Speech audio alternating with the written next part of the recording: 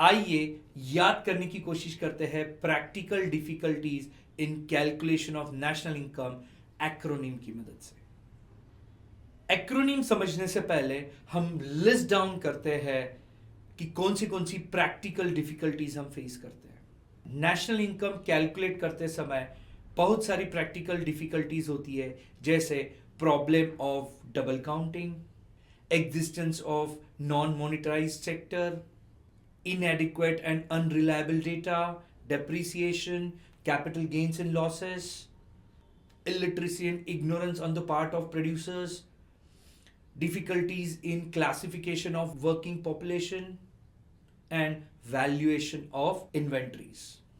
जब हमने अब ये डिफिकल्टीज लिस्ट डाउन कर दी है, क्यों ना हम इसे एक एक्रोनिम की मदद से समझते हैं।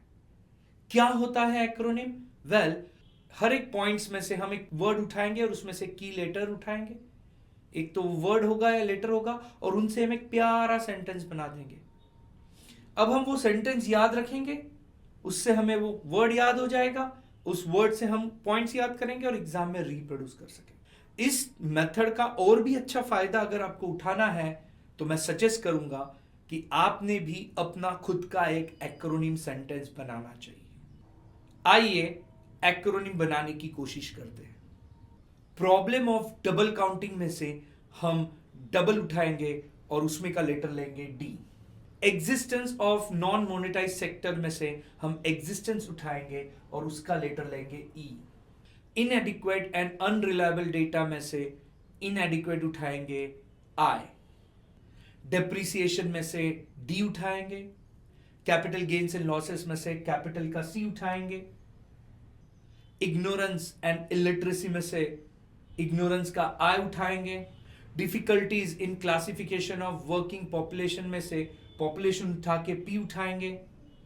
वैल्यूएशन ऑफ इन्वेंट्री में से वैल्यूएशन का वी उठाएंगे। सो अगर आप नोटिस करो कि मेरे पास कौन से लेटर्स है, D E I D C B we.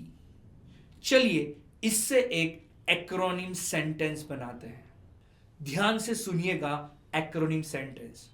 जब डेथ एक बार इंसान को दिख जाती है ना, तो चाहत ही इंसानियत का परमानेंट वजूद बन जाता है।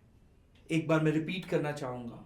जब डेथ एक बार इंसान को दिख जाती है ना, तब चाहत ही इंसानियत का परमानेंट वजूद बन जाता है।